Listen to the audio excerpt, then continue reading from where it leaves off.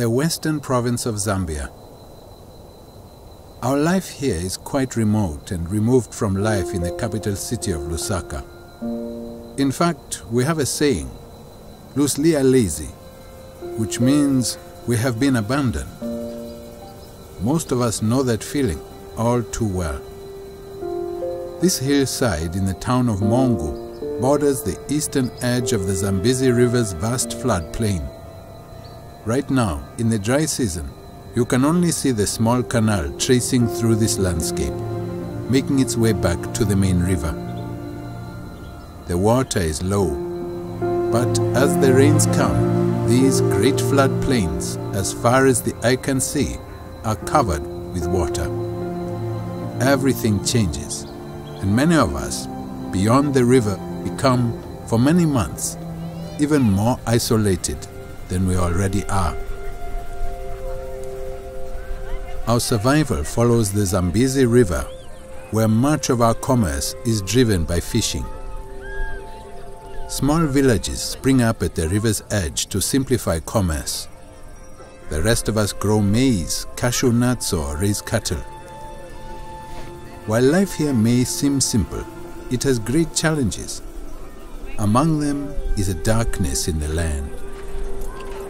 Witchcraft is common here, and while many villagers feel dependent on it for cures or remedies, these same people are bound and controlled by fear of those forces at work.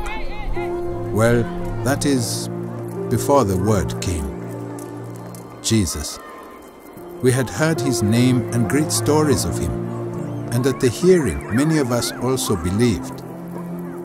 But these stories came from a book we could not read, a book in a foreign tongue, and it left us ever aware of a gulf between us and the God described to us.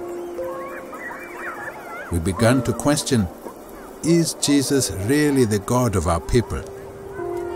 No, he must only be the God of a different people.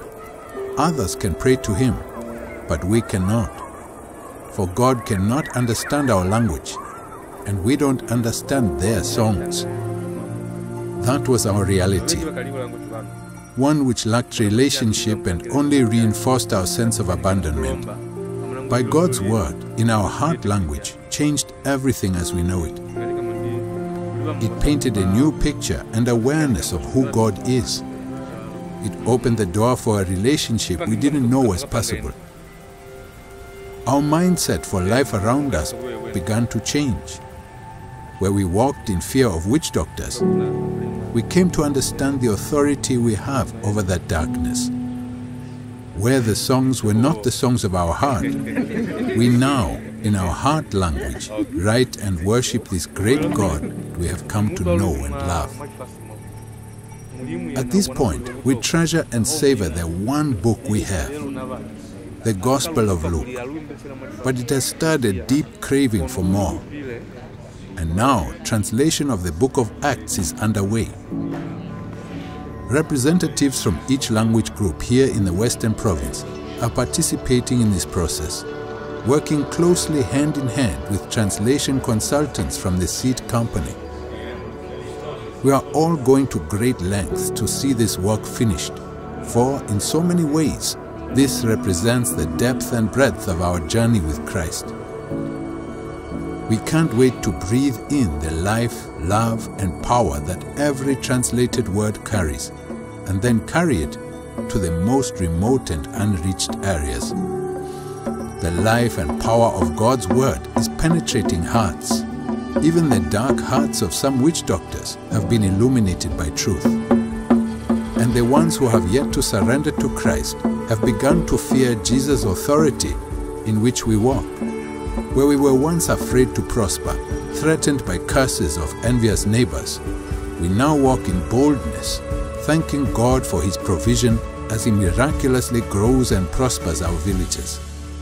The news is spreading, and now the good news is spreading in our local language. New disciples are being raised, churches planted, and the worship inside those churches is coming alive. Written in our words, in our language, right from our hearts.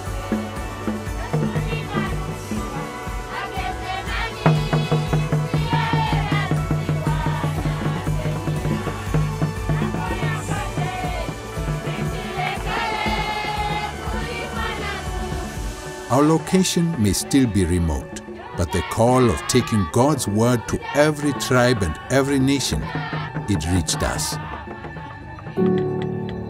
We no longer feel abandoned. And now we too accept the call. We too will carry His word further on.